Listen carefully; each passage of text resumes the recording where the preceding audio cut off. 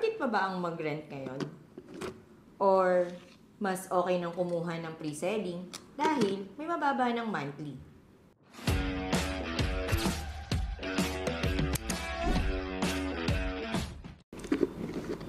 Alam ko madami sa inyo ang nangungupahan. Pero pansin nyo ba na taon-taon pataas ng pataas ang upa? Kapag bed space, mga 2,000 to 4,000 yung monthly.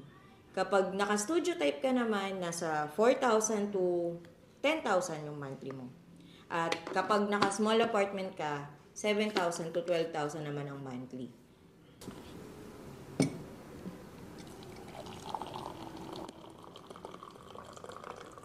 At after 10 years of renting, malungkot dito, hindi naman naging sayo ang bahay. Pero kapag kumuha ka ng bahay, every monthly payment will invest in your asset. Kapag pre-selling, mas mababa pa ang DP at ang monthly amortization.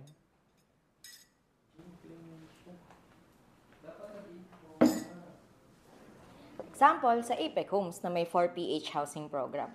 Alam mo bang for as low as 1,999 ay makakapag-reserve ka na? At ang monthly down payment natin ay 2,500 lang. Pwede mo na siyang isabay habang nagre-rent ka pa. At ang good news, kapag nasa pag-ibig na, 2,900 lang. OFW friendly pa. At nasa abroad ka, ay pwede kang mag-apply. Estimated natin na turnover ay 3 to 4 years. So habang nagbabayad ka, ay may property ka na inaantay na matapos. Pero bakit nga ba marami pa din ang hindi kumukuha ng bahay? Usually, dahil ito sa una, fear of long-term commitment.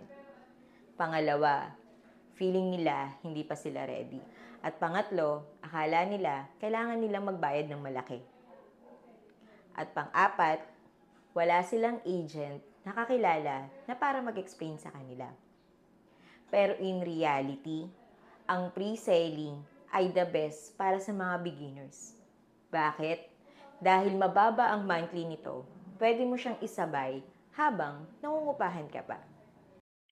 Kasi imagine kung nagre-rent ka ng 8,000 per month at 5 years ka nang nangungupahan, 480,000 na yung rent expense mo. Pero kapag bumili ka ng pre-selling status, kagaya dito sa Arrowtown, 2,500 lang ang monthly mo sa DP. At 29 months lang yon. May bahay ka nang nasimulan, plus tumataas pa ang value habang ginagawa pa lang siya.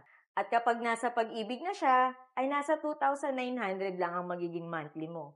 Tapos na ang renting era mo at magagawa mo pa ang gusto mo sa bahay mo, di ba? Kaya if ang goal mo ay stability, security, at asset building, pre-selling plus 4PH is your best chance. Because the earlier you start, the better. At kung ready ka na magsimula at tinapos mo ang video na ito, this is your sign to start your house journey this 2025. I-message mo lang ako para ma-assist kita at ma-pre-qualify kita for pre-presentation at site tripping. Sino ang tatawagin?